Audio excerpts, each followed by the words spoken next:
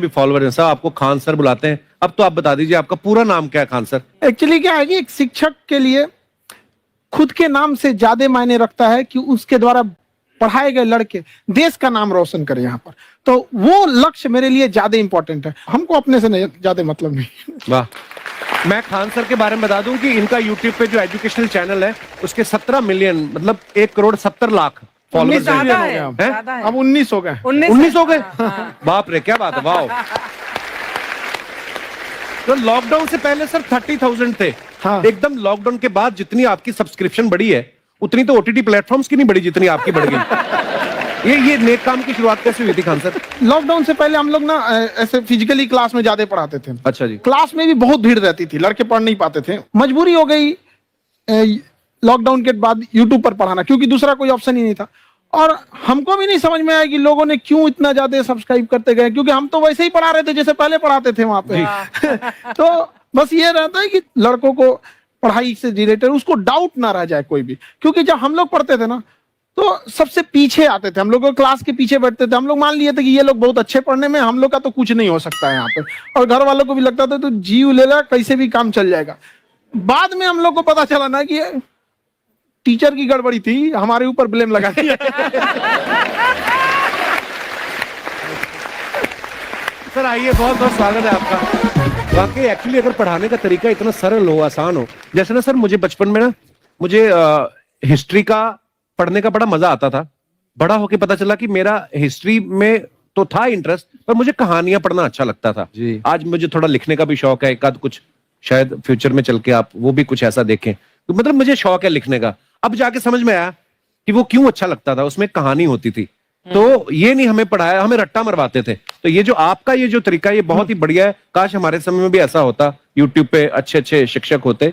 हालांकि हमारे टीचर भी बहुत अच्छे थे। लेकिन इतने डिटेल में खान सर, मैंने आपके वीडियोस देखे हैं, मतलब जिस सब्जेक्ट को आप जानते भी ना हो और अगर लेक्चर देखें और सुने तो उसमें इतनी रुचि पैदा हो जाती है। बिकॉज हम सब टीचर्स के द्वारा ही पढ़ाए गए हैं और हमारे अच्छे टीचर्स भी रहे हैं, लेकिन जरूर आप में एक बहुत ही खास बात है कि आप हर सब्जेक्ट को बहुत इंटरेस्टिंग बना देते हैं। और थैंक यू। इसमें क्या है ना, टैलेंट जो है ये टीचर्स को विजुअल ट्रेनिंग कैसे देनी है, जो बताया अभी कपिल जी ने। कहानी, मैं एक छोटा प्रश्न पूछता हूँ, असैसिनेशन की स्पेलिंग किसको मालूम है? लोग बिलीव नहीं करेंगे लेकिन मुझे मालूम है। असैसिनेशन की स्पेलिंग होती है भाई एस, एस माने गधा, गधे के ऊपर एक और गधा, एक और एस, उसके ऊपर आई मतलब मैं पूरा, और मेरे ऊपर पूरा देश, नेशन, आई नेशन।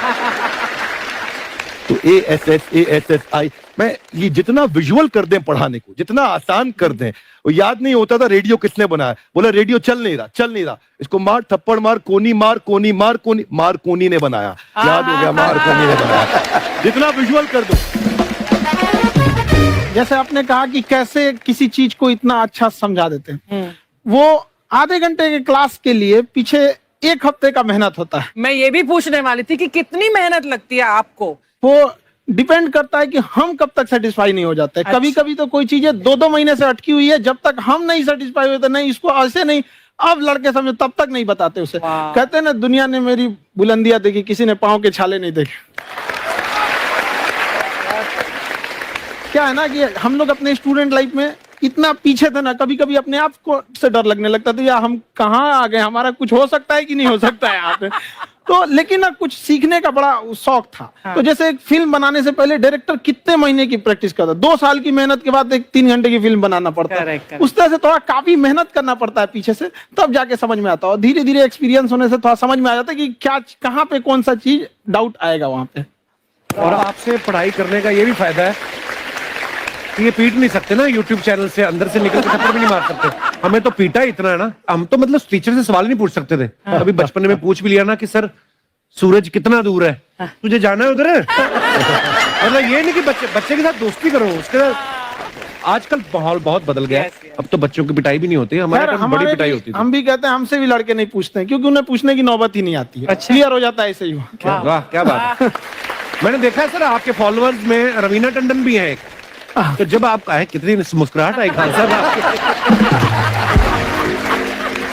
तो जब कभी आप कोई नया वीडियो डालते हैं तो आप उनको पर्सनली मैसेज करते हैं कि किसी चीज पे डाउट हो तो कॉल मी एनी टाइम, ऐसा कर सकते हैं आप।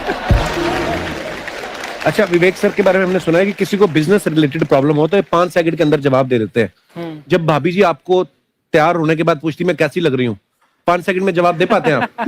देखिए, इसमें तो सभी लोग पीड़ित हैं और हर जगह, हर घर में ये जरूर सुना होगा सबने कि बच्चों के चक्कर में तुम्हारे साथ रह रही है, वरना तुमको तो कब का छोड़ के चली गई होती। ये बड़ी कॉमन बात है। So right. So right. Parmeet sir बोलते हैं आपको ऐसा? आप तो कभी नहीं बोलती होंगी। इनका उल्टा है, इनका एटीट्यूड पति वाला है वैसे, तो इसलिए। क्या प्रॉब्लम है? नहीं, कोई औरतों को problem। मतलब मर्दों से कम बिल्कुल मत समझो। नहीं ठीक है, पर ऐसे मुक्के वगैरह नहीं मारने चाहिए आपको। सर आपने अभी तक शादी नहीं की ना खान सर? नहीं। इतने पॉपुलर हो गए आप, आपका सेंस ऑफ ह्यूमर इतना अच्छा है, तो बड़े सारे प्रपोजल तो आते होंगे आपको। अभी तो इधर कुछ नहीं है ऐसा। खान सर पर्सनल सवालों का जवाब कम देते हैं। अच्छा, जैसे हम शादीशुदा लोगों को देखने के बाद हमको थोड़ा सा और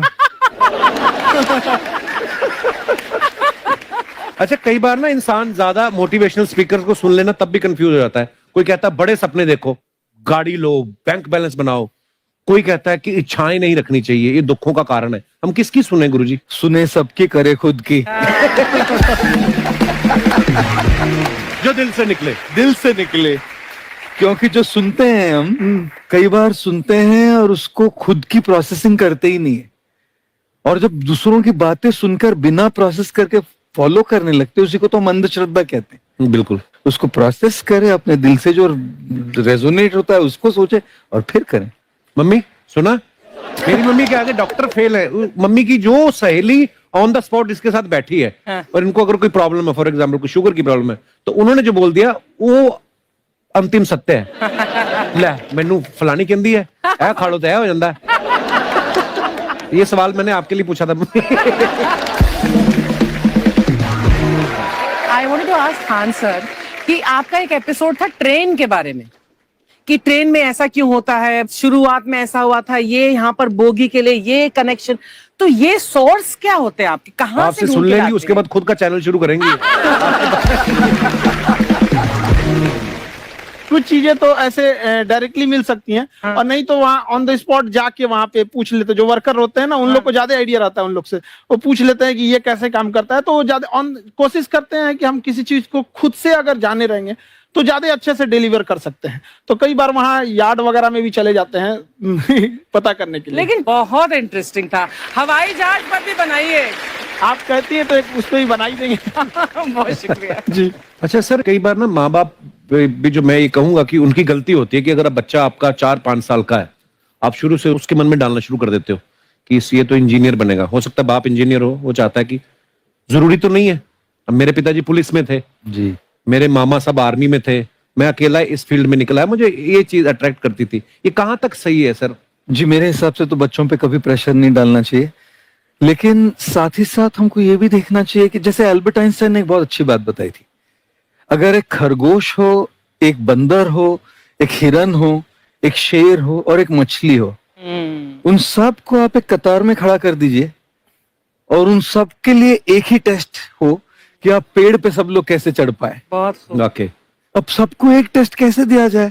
मछली तो आत्महत्या कर लेगी सोच के कि मैं तो कोई पास ही नहीं होंगी, ये मछली कैसे पेड़ पे चढ़ेगी? राइट। लेकिन कई बार ऐसे हो गया ना कि एजुकेशन सिस्टम ऐसी बन गई कि बस ग्रेड्स हो गए, सब्जेक्ट्स पढ़ने हैं, Right. जो भी किया है और वो भी जरूरी है, लेकिन वो करते करते बच्चों की जो इंटरेस्ट है, बच्चों की जो पैशन है, उसमें उनको एंकरेज करना बहुत ज्यादा जरूरी है। एक पिताजी एक बार अपने बेटे को ऐसा चाटा मारे जोर से, तो पड़ोसी ने पूछा क्यों मार रहे जी? बोले कल रिजल्ट है इसका। कल तो रिजल्ट। बोले रिजल्ट कल है ना साहब, तो आज क्यों मार? निकल बाहर गाँव जा रहा हूँ, कल का काम आज निपट के कर। कहने का मतलब ये है कि आप देखिएगा कि अगर आप बच्चों को अपने कॉम्पिटेंस के हिसाब से नहीं देंगे तो ये चाटे खड़े रहने पर फेल ही होते रहेंगे। बहुत खूब। ओके। अच्छा, विवेक सर का एक कहना है कि बच्चों का अगर 95% से ज्यादा मार्क्स आते हैं वो भी खतरनाक होते हैं। 75 से 85% वाले जो बच्चे होते हैं लाइफ में बड़ा अच्छा करते हैं। अच्छा। कभी किसी पेरेंट्स ने आगे कहा है कि आपकी वजह से मेरा 95% वाला बच्चा 75 पे आ गया? बेसिकली 95%, देखिए स्कूल में जो पढ़ाई हो रही है, जो बताया, वो classroom based conceptual theoretical approach है।